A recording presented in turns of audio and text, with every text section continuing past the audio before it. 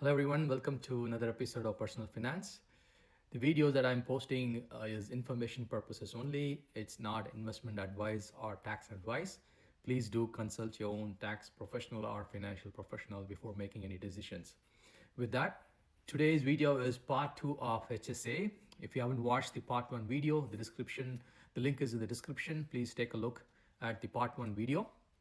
There are a few things I missed covering in the part one video, and there's also information on how someone can contribute more than their eligible contribution for a particular year, right? So very important that you watch the video until the end. Many of you may not be aware of this. I myself did not know until recently.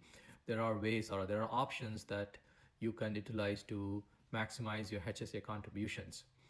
And the link about the additional HSA information is on the description as well. So please take a look, which has a lot more information than what I'm covering in today's video. With that, let's go ahead and the first thing I missed in the part one video is required minimum distribution or RMDs.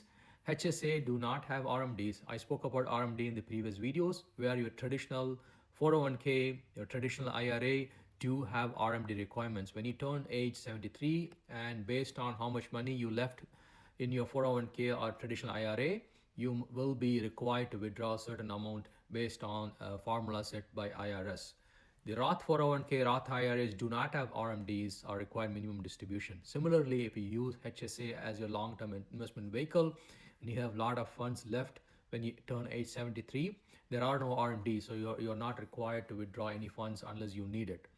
The second one, if you're age 55 and above, you do have a catch-up contribution of $1,000, but this catch-up contribution is eligible for only whoever is age 55 and above. Let's take a scenario where you are on your spouse medical insurance plan and the HSA is with your spouse name as well, and the deductions are happening from the payroll for your spouse. And if your spouse is not age 55, the spouse is not eligible to contribute. So if you want to get the additional $1,000, then you have to have your own HSA account and just do the $1,000 catch-up contribution. That is possible for you to get the additional $1,000. The last very important one, HSA is exempt from FICA taxes. So if you're contributing through your payroll, the amount that gets contributed towards the HSA is not required to pay the FICA taxes, which is typically 7.65%, which is your Social Security and Medicare taxes, right? So right away you get the 7.65 tax savings. So money going in, it's not just from a federal and state tax benefits, but you are exempt from your FICA taxes as well. There are certain states do not give the state tax benefits. It's there in the presentation, the description. You can take a look at that as well. So these three things I missed covering on the part one video. The very important one that I wanted to cover today is how someone can contribute more than the maximum allowed for a particular year. In this year, 2025, for a family, it's $8,550. The slide here in the bottom talks about a scenario where there's a person named Joe, and Joe is single, but do have kids who are dependent and is also age 55 and above.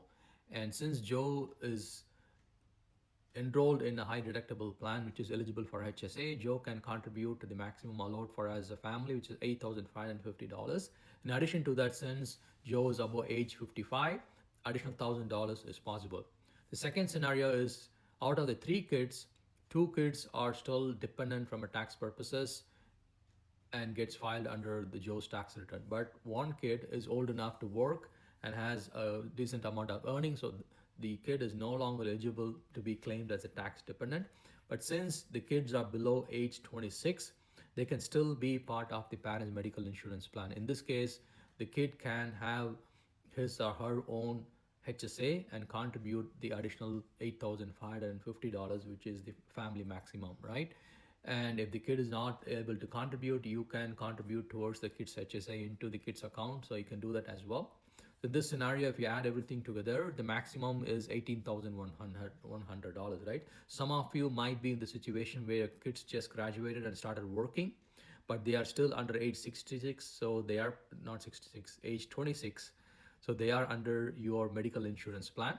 and there are a few years where you might be able to take this advantage and push an additional $8,550 towards the HSA, which will be under your kid's name, right? The second scenario I wanted to cover is is a domestic partner situation. We have two persons, Jack and Jill. Both of them are about age 55. They are not married, but they are a domestic partner, and they do have kids who are, from an insurance perspective, are age below 26, so they can stay on the parents' insurance. But from tax purposes, they are not eligible to be claimed as tax dependent, right? So they all can have their own HSA, and everybody could max out $8,550. And in addition to that, both Jack and Jill, since they're above age 55, they will also have the additional $1,000. So if you add everything together, it's $44,750, right? That's a big amount going towards HSA, which can grow tax-free and be available for you after retirement if you want to use it for any medical purposes. This information is verified by the tax professional as per the podcaster who published this. The link, as I mentioned, is in the description. There is a PDF also published by the same broadcaster, which has a lot more information than what I had covered in very detail. So do take a look. I'm hoping this information is useful. If you have any questions, do let me know. As mentioned at the beginning of the video, these videos are information purposes, and it allows you to think about and take advantage of some of the information being shared here, right?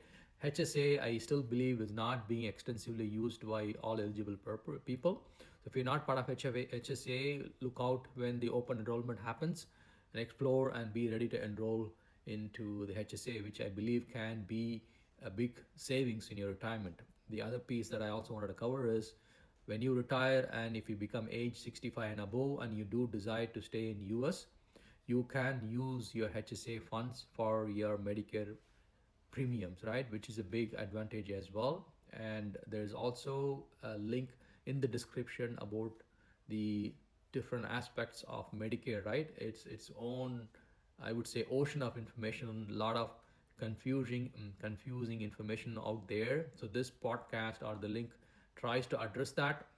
After listening to that, I am even more convinced that I want to use my HSAs in retirement, potentially towards the Medicare premiums when it's needed. So hopefully this has been helpful. Thank you. Thank you for your time.